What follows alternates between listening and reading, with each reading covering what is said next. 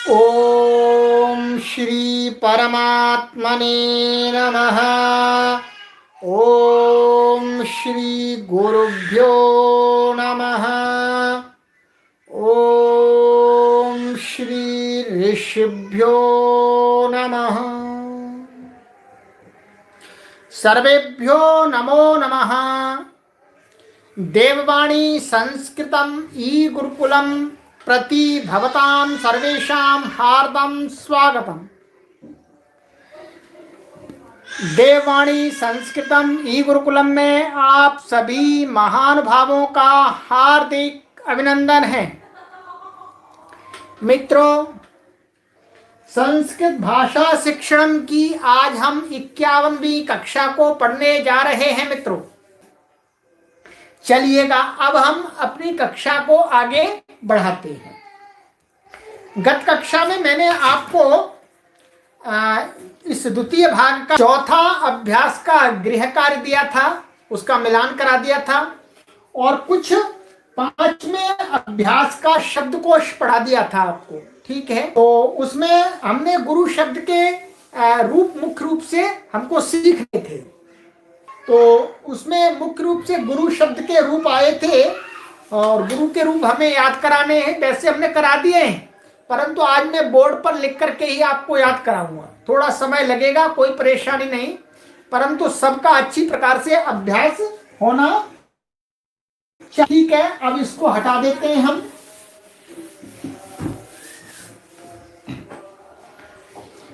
तो सबसे पहले हम गुरु शब्द के रूप ही आपको पढ़ा देते हैं और एक बार मैं पूरे लिख देता हूं। ठीक है, संक्षिप्त प्रत्ययों की सूची आपके पास में मैंने भेज दी है, तो संक्षिप्त प्रत्यय वहां से आप देखेंगे और गुरु शब्द के रूपों को यहां पर एक बार देखेंगे। फिर उसके अनुसार जो दूसरे शब्द हैं, इंदु, भानु, तो उनके रूप चलाएंगे। ठीक है, चलिएगा। और किसी को कोई शंका है तो कमेंट करके पूछिएगा, मैं उसका उत्तर आपको बाद में दे दूंगा। चलिएगा।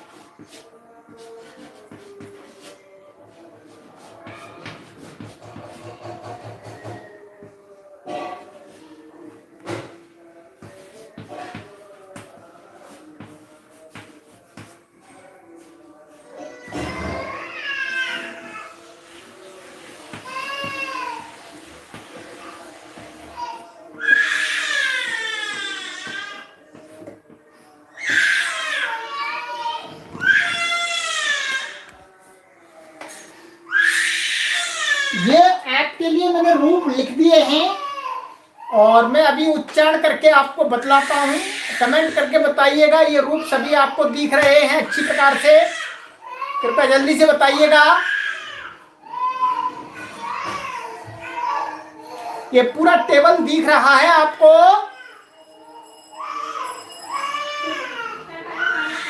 हाँ जल्दी से बताइएगा। अस्तु अस्तु, प्रणव भट्ट महोदय अस्तु।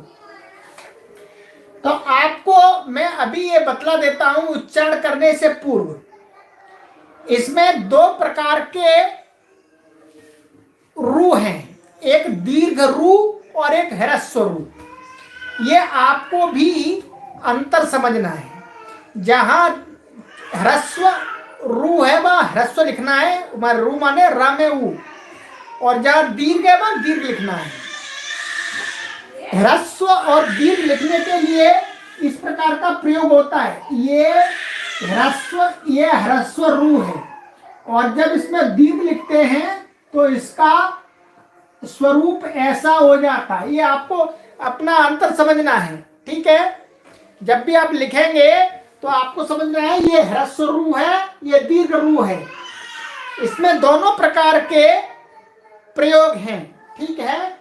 ये ह्रस्व है, सब जगह ह्रस्व है, ये दीर्घ है, ये दीर्घ है, ये दीर्घ है, ठीक है, और ये दीर्घ है। बस इतनी जगह, चार जगह दीर्घ रू माने ऊ है, चार जगह दीर्घ लिखना है और ह्रस्व लिखना है। ह्रस्व के लिए आपको ऐसा लिखना होता है और दीर्घ के लिए ऐसा। ये हिंदी लेखन में भी हमारे बहुत सारे अनेक प्रायशः सभी गलती करते हैं, उसको आपको गलती नहीं करनी है, ये मैंने समझा दिया है। अब आ जाइएगा रूपों का उच्चारण करते हैं। हाँ देखिए, 1 2 3 4, हाँ 5 जगह यहाँ पर भी है गुरु नाम, ठीक है। हाँ बिल्कुल सही रहा, बिल्कुल सही। अब आ जाइएगा, मेरे साथ बोलिएगा, मैं बोलता जाता हूं आप भी बोलते जाइएगा।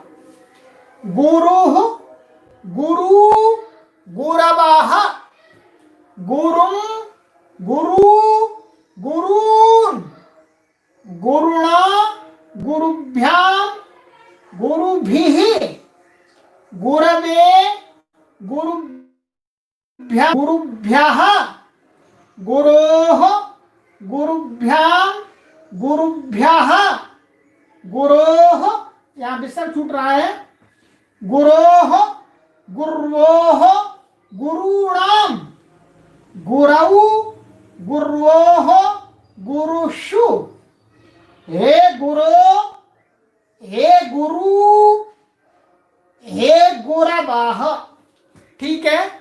इस प्रकार से आपको ये स्मरण करना है। गुरु शब्द का पहले भी याद करा दिया, अब मैंने पूरा लिख करके दिखा दिया। इसी के सदृश आपको अब आगे रूप लिखने हैं। भानु के, इंदु के, वायु के, साधु के, ये 4 शब्द और हैं, इनके रूप भी लिखने हैं।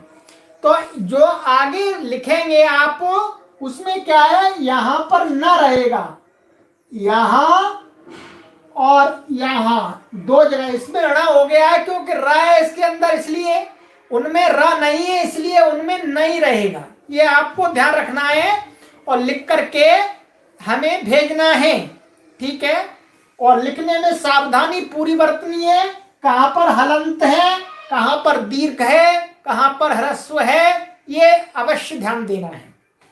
यदि आप ये गलती कर देंगे तो नंबर नहीं मिलते इसमें, ठीक है। मुख्य रूप से इसी पर ध्यान देना होता है। संस्कृत कोई भी भाषा सीखते हैं तो ये समझ में आ गया। और जो संक्षिप्त रूप में आपको दिए हुए हैं उनको लगा करके आप दूसरे शब्दों के रूप भी चला सकते हैं। चलिएगा, मैं चला करके बतला देता हूं बोल करके। भानु भानु भानु भानवाह, भानु भानु भानून, भानुना भानुभ्याम भानुभिः, भानवे भानुभ्याम भानुभ्यः, भानोः भानुभ्याम भानुभ्यः, भानोः भानुओः भानूनाम, भानौ, भान्वोः, भानुषु, हे भानो, हे भानु, हे भानवः। ठीक है, इसी प्रकार से इंदु के रूप चलेंगे। इंदुः, इंदु, इंदवः, इंदुम, इंदु, इंदून, इंदुना, इंदुभ्याम, इंदुभिः, इंदवे, इंदुभ्याम, इंदुभ्यः, इंदोः, इंदुभ्याम, इंदुभ्यः, इंदोः, इंदोः, इंदूनाम, इंदौ, इंदोः, इंदुषु, हे इंदो, हे इंदु, हे इंदवः। ठीक है, इसी प्रकार से आपको वायु के चलाने, साधु के चलाने सरल है। अब आ जाइएगा नियम। अब नियम पढ़ते हैं। ठीक है, इसको हटा देते हैं।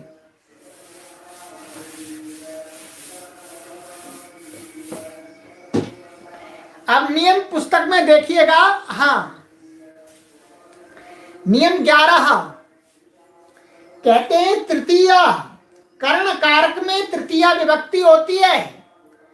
कर्ण अर्थात जो साधन, क्रिया को करने में जो साधन बनता है उसको क्या कहते हैं संस्कृत में? कर्ण कारक। और इसका चिन्ह बताया था ने से द्वारा।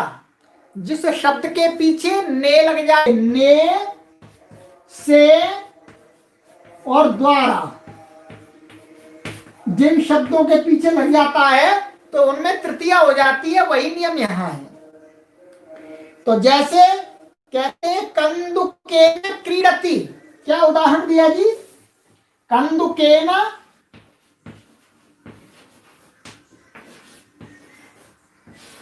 क्रीडति। ठीक है, तो अब ये क्रीडति खेलता है, तो खेलने का साधन क्या है? कोई बालक है, कोई व्यक्ति है, वो खेलता है, खेलने का साधन क्या है? गेंद, कंदुक। तो कंदुक में तृतीया हो गई, कंदुकेन क्रीडति। ठीक है, हाँ। और आगे कहते हैं दंडेन चलती। क्या उदाहरण दिया जी? दंडेन चलती। डंडे से चलता है, कोई व्यक्ति है तो सहारा लेके चलता है, चलने में उससे कौन सहायता कर रहा है? डंडा। तो डंडे न चलती। लेखन्या लिखती, माने कलम से लिखता है, लेखनी से लिखता है। तो ये आपको ध्यान रखना है। आगे वो आपको संस्कृत के वाक्य बनाने के लिए दिए जाएंगे, और अथवा आपको बोल चाल में ध्यान रखना है तृतीय विभक्ति कहाँ होती है? कर्ण कारक में। ठीक है, अब आ जाइएगा नियम 12। और भी तृतीया होती है, साधन के अलावा अन्यत्र भी होती है। कहां होती है? कहते हैं सह के साथ तृतीया होती है। ये क्या है? ये एक अव्यय है। ये सह, सह का अर्थ होता है साथ। ये ऊपर बताया था शब्द में, शब्दकोश में, शब्दावली में। सह का मतलब साथ। तो जिसके साथ मान सह का योग जिसके साथ होता है उसमें तृतीया हो जाती है। जैसे जनकेन सह गृहं गच्छति, जनकेन सह गृहं गच्छति। कोई बालक है, वो अपने पिता के साथ घर जाता है, तो सह का योग किसके साथ में? जनक के साथ में। तो यहाँ कौन सी विभक्ति हो गई? तृतीया विभक्ति, एक वचन, एक पिता है इसलिए एक वचन हुआ। तो जनकेन सह गृहं गच्छति। इसी प्रकार से आप और बना सकते हैं, मनुष्येण सह गृहं गच्छति। और भी कुक्कुरेण सह गृहं गच्छति, यानेन सह गृहं गच्छति। और भी कुछ भी कह सकते हैं।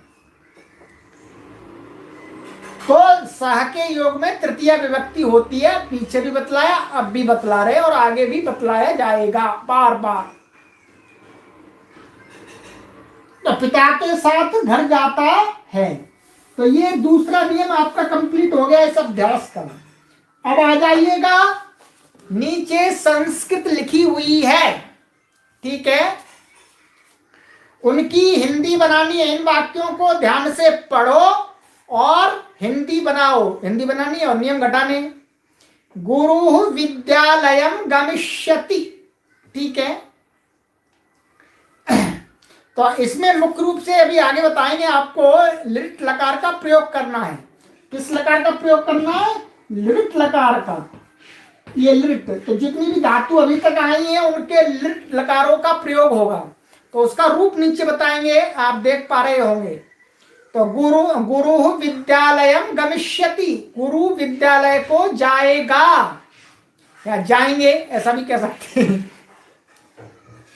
छात्राः पुस्तकम पठिष्यन्ति, छात्र पुस्तक को पढ़ेंगे।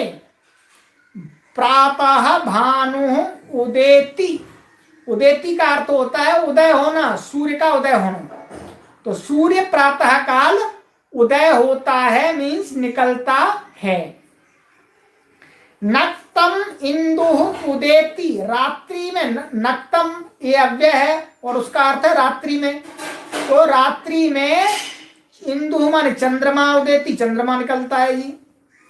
अहम सायं भ्रमणार्थम गमिष्यामि, मैं सायकाल भ्रमण के लिए जाऊंगा, मैं घूमने के लिए, वॉकिंग। रामः जनकेन सह उपवनम गमिष्यति, राम जनक के साथ माने पिता के साथ उपवन को जाएगा, माने बगीचे को जाएगा। तो इसमें सह के योग भी जनकेन। छात्रः कंदुकेन क्रीडिष्यति, छात्र गेंद से खेलेगा। नक्तम रात्रि या रात्रि में, हाँ दोनों अर्थ हैं।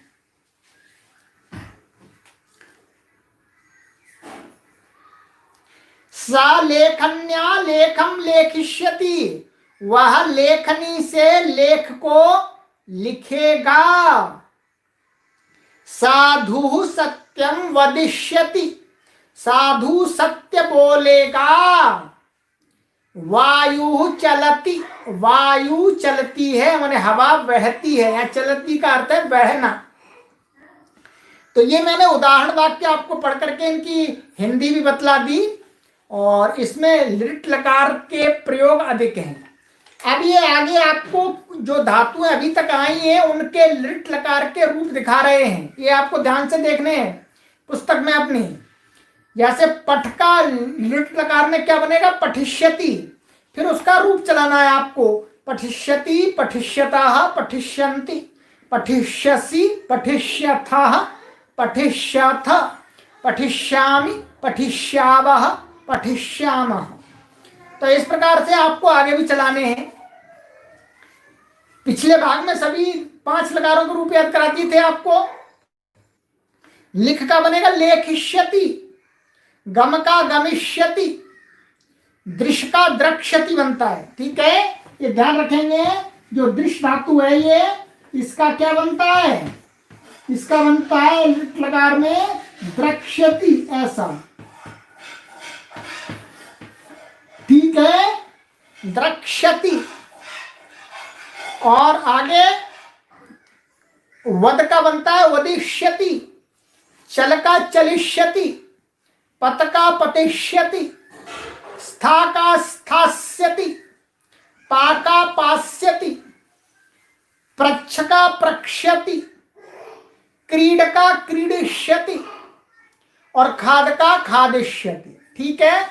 इतनी धातुओं के आपको लिट लकार के पूरे रूप लिखने, तीनों पुरुषों में और तीनों वचनों में, और लिख करके भेजना है, ठीक है, और बोल करके अभ्यास भी करना है। अब आ जाइएगा, अब आपको आगे कार्य दिया जाता है संस्कृत बनाओ, ठीक है। संस्कृत बनानी है आपको, हम आपका सहयोग करते हैं, ठीक है। चलिए आनंद लीजिएगा, जल्दी से बताते जाएंगे, कोई शंका समाधान यहाँ नहीं करेंगे, नहीं तो आप कॉपी कर लेंगे हमारी। तो आपको बात अभी सुनना है, केवल बाद में आपको लिखना है, राइट। गुरु विद्यालय जाएगा, गुरु विद्यालयम गमिष्यति, छात्र घर जाएंगे, छात्राः गृहं गमिष्यन्ति।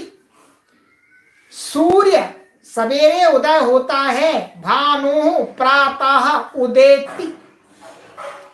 चंद्रमा रात्रि में उदय होता है, इंदु नक्तम उदेति। सज्जन सत्य ही बोलेगा, तो साधु सत्यम एव वदिष्यति। राम कृष्ण के साथ खेलेगा, रामः कृष्णेन सह क्रीडिष्यति। ठीक है, तो राम कृष्ण के साथ खेलेगा। हवा चलेगी, ठीक है, तो वायु चलिष्यति। देवदत्त गेंद से खेलता है, ये लट लकार है सामान्य।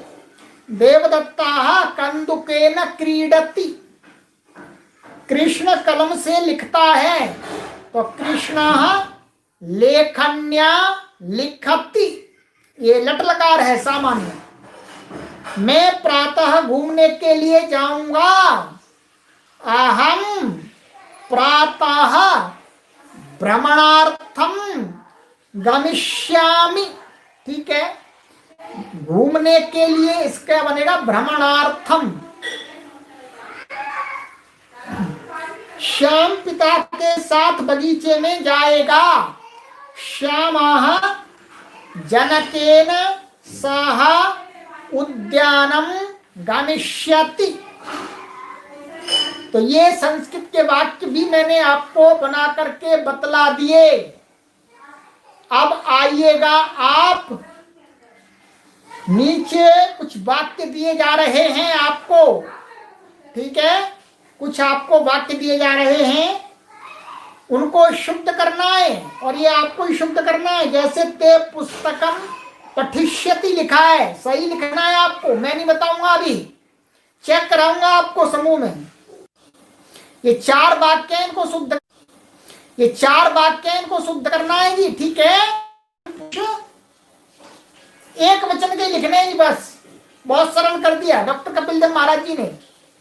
भ्रमणाय, भ्रमणाय भी हो सकता है, भ्रमणार्थम भी हो सकता है, अभी और भी है, अभी एक का ही प्रयोग कीजिए। आप अधिक जानते हैं तो आप इसका भी प्रयोग कर सकते हैं। चलिए, जैसे लिख है, लिख का क्या बनेगा आपको लिखना है, मैं एक बता देता हूं। लिख का क्या बनेगा, प्रथम पुरुष एक वचन में, लृट लकार में, लेखिष्यति। ठीक है, तो इस प्रकार से आपको आगे भी जो धातुएं लिखी है, लिखा, गामा, खादा, पाठा, दृश्य, वद, इनके रूप लिखने हैं। ठीक है, मधु चौधरी बगनी, हाँ धन्यवाद, सही। तो मित्रों, ये मैंने आपको गृह कार्य दिया है, और आपको गुरु शब्द के पूरे रूप याद करने हैं। भानु, इंदु और ये साधु, वायु, इनके रूप लिख करके हमको भेजना है, और ये अनुवाद दिए हैं, इनको बनाना है। ये आज आपका गृह कार्य हुआ। ठीक है, परिश्रम से लगे रहिएगा, लगे रहिएगा।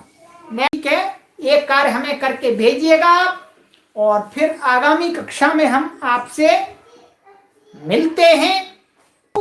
कक्षायाः अत्रैव विरामः, शीघ्रं पुनर्मिलामः। सर्वेभ्यो नमो नमः।